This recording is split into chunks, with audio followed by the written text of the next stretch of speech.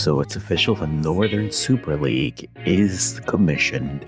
Project 8 has rebranded, and we also know where all 6 teams are going to be. We're going to have one in Atlantic, which we're assuming is Halifax, then one in Montreal, which was announced earlier today, Toronto, Ottawa, Vancouver, as well as Calgary. So they're starting off with 6 teams, and it's a good start. The branding looks all right. I know Super League seems to be a name for a lot of different leagues. I know the Women's Super League in England. That's a very interesting concept in terms of what they want to do. But I've loved the branding. I'm excited for it. I'm more curious. I'm clearly going to put the cart in front of the horse here. I wonder what the possibilities are now of looking at what teams can do now in this area. Primarily just because, especially when you're talking expansion, I've always had a running theory that the 8 in Project 8 was to get one in every province, a team in every province, and then expand from there. But using the CPL as an example, more primarily the Canadian Championships, we've just seen Canadian teams who are really pushing, especially League One teams, who are specifically pushing to go to the professional route.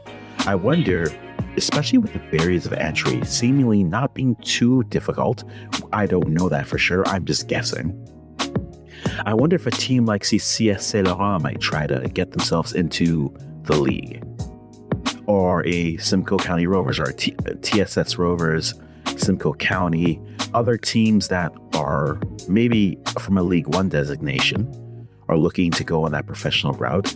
I don't know if that's possible, primarily because you're looking at a squad such as, not really a squad, you're looking at how the CSB intervenes with this.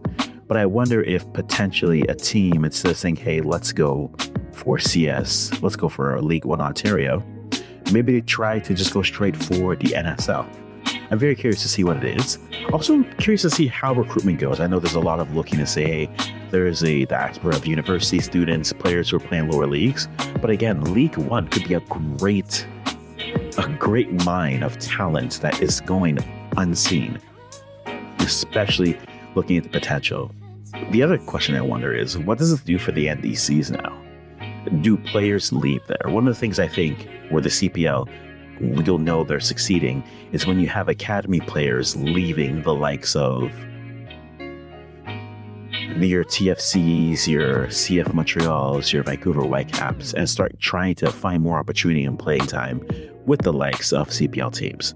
I wonder now, with 6 teams in Canada, fully supposed to be professional teams, I wonder if some of the players who are at the NDCs, especially on the women's side, will look to say, hey, we could go the collegiate route, or we can go pro specifically. Coaches will matter a lot. I wonder who they're able to find now to head these teams. We know there's going to be 6, with a possibility to expand a little bit later. But I am very much curious to see what happens. I love the announcement. Pretty excited to see what happens. Sweater was ordered already.